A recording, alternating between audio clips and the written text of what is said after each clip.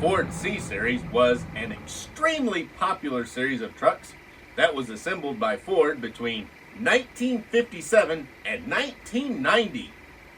They were the first cab-over-engine truck produced with a tilting cab by Ford. Assembled in the Ford truck plant in Louisville, Kentucky, but not nicknamed Louisville. For more info on the Louisville line, see my videos on the Ford L9000 series of trucks with the links down below. I'm Logan, the 64th Gear Jammer Skeele, and this is Toy Talk. Each week I bring out new videos on great current and vintage diecast models, along with connecting them to the real machines like the Ford C-Series for Atlas van lines that I'm going to review later on. So, subscribe to make sure that you don't miss a single video. Also, I've got something free for you, and I'll tell you how to get it a little later on in the video. There were many versions of the C-Series trucks produced, ranging from a small Class 5 all the way up to Class 8 GVW ratings. The C-Series was also used as a very popular platform for fire apparatus production. The C-Series Ford trucks were equipped with Ford's first cab-over-engine truck design with a tilting cab. Ford produced the C-Series for an astounding 33 years after it was first introduced in 1957.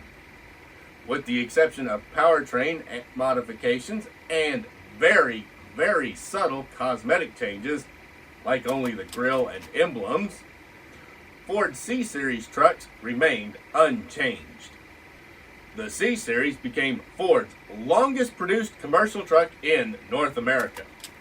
Only the Mack Model R with 39 years and the Kenworth W900 with 59 years have remained in production longer. The final C-Series trucks were built in 1990, ending 33 years of industry dominance. In 1997, Ford sold the rights to the model line alongside that of the Ford Louisville and Aeromax to Freightliner. Ford's tilt cab had a minor story of its own.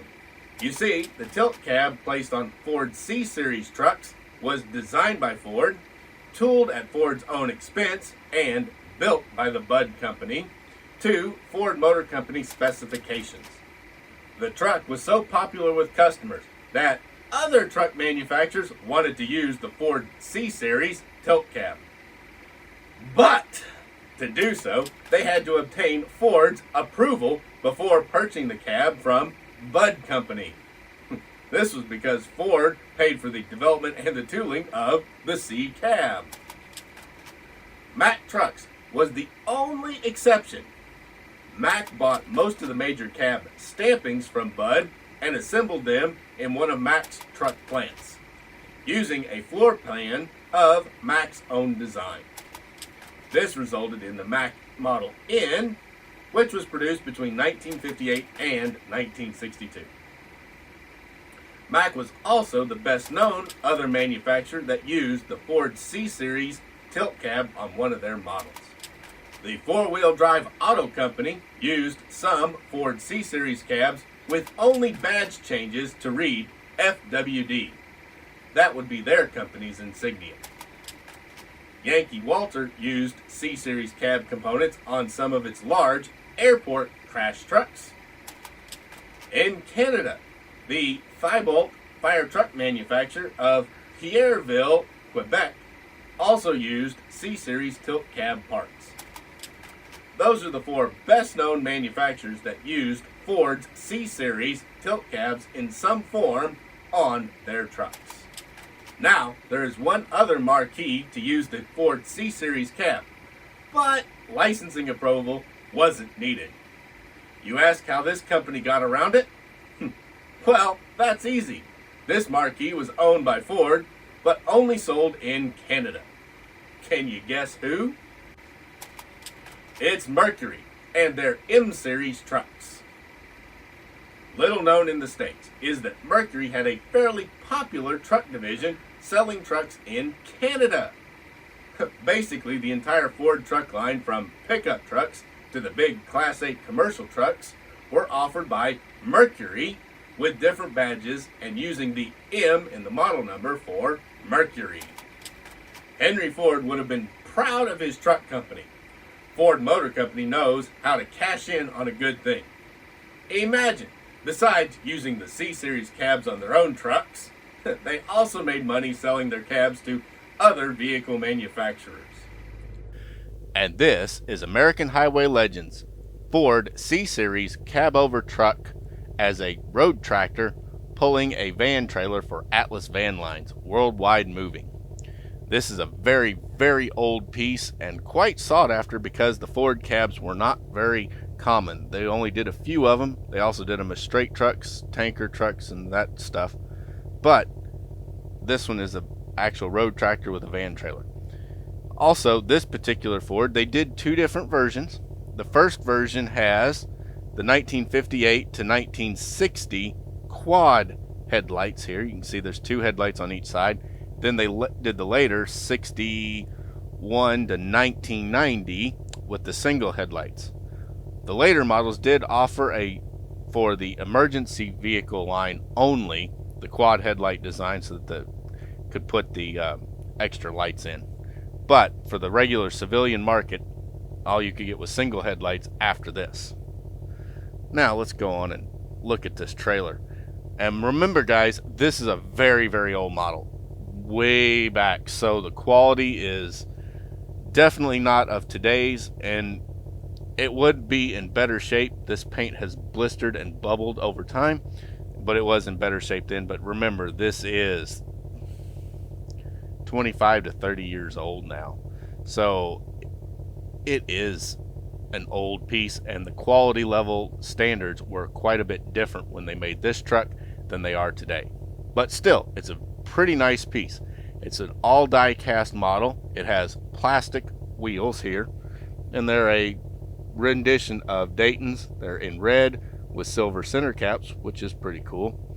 And it does have soft rubber tires with a nice vintage tread pattern on them, an old bias ply tread pattern. So there are some plastic and parts, but very minimal plastic. It's mostly all metal. The Atlas Van Lines, the actual logo is very, very sharp here. Very crisp the way they got the graphics. Little blisters there, and then the worldwide moving.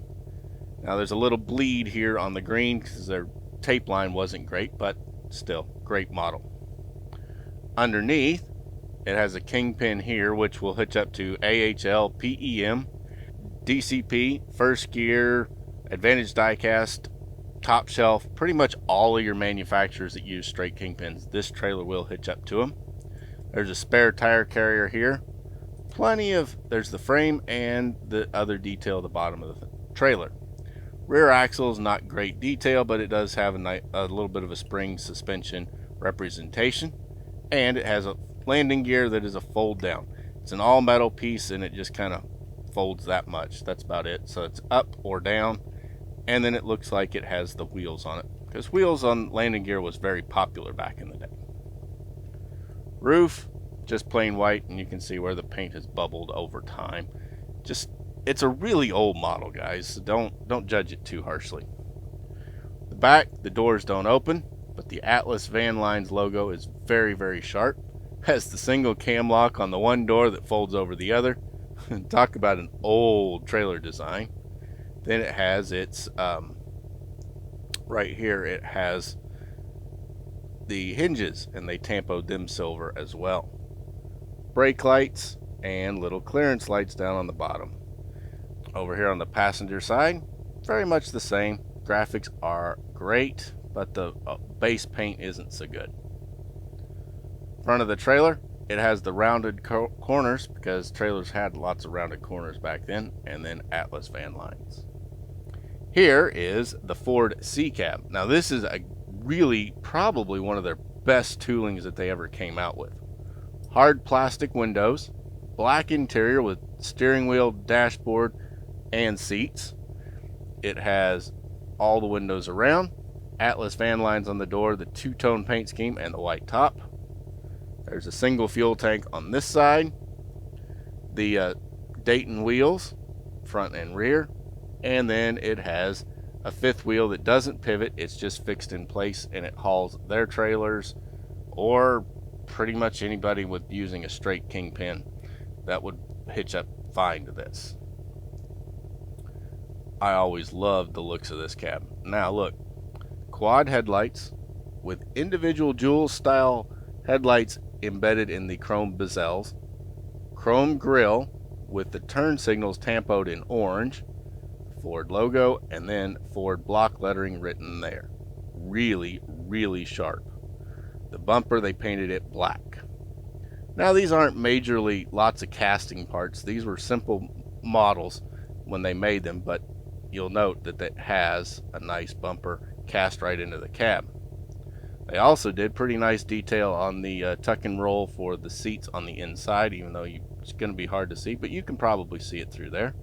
And then it's hard plastic windows and you can see clean through. Passenger side, Atlas van lines on the door, the same two-tone paint scheme. They did put a little tampo of silver on the door handle, which is a nice little touch. And then they molded all of this very, very nicely. And then you can see that's where your step would be when you open the door to get in. Really good job they did with this cab, and I'm highly impressed, especially when you consider how old this model is. No rear mud flaps. A lot of trucks didn't have them back then, but nice tread pattern duals on that single axle. Nice back of the cab right here, and all of the details. They molded it very, very, very well. Up on top, the white roof with just two clearance lights, no air horns, two clearance lights, one on each side, painted orange. Cool. Then there's the fifth wheel. Underneath, not a whole lot of detail, but this tooling was made in 1996. So we are 25 years old for this tooling. Ford mark, licensing mark, and then it has Hartoy Inc. because that's who owned American Highway Legends and made these models. And their vintage line was Highway Legends, and then their modern line was PEM, Precision Engineered Models. Straight axle, no steering, which is fine.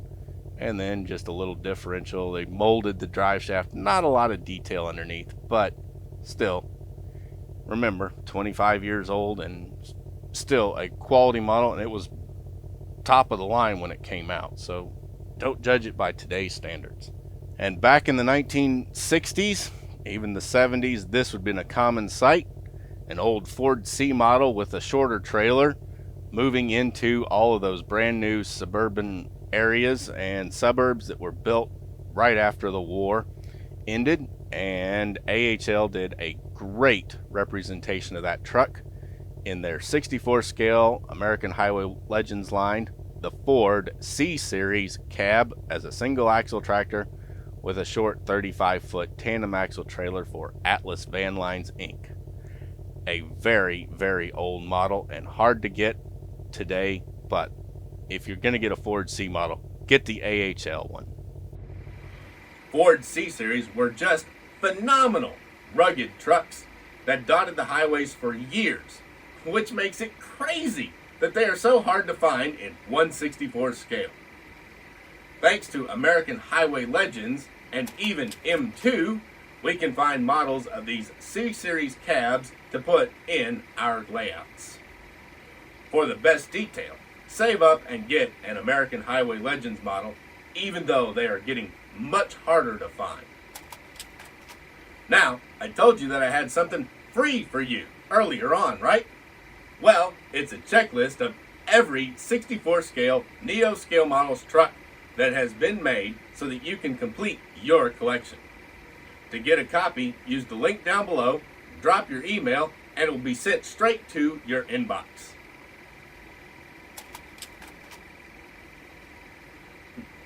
Thanks for watching. I'm Logan, the 64th Gear Jammer Skeele, and I'd really appreciate it if you would smash that like button, share this video, subscribe to my channel, and watch my other videos. I'll be back soon.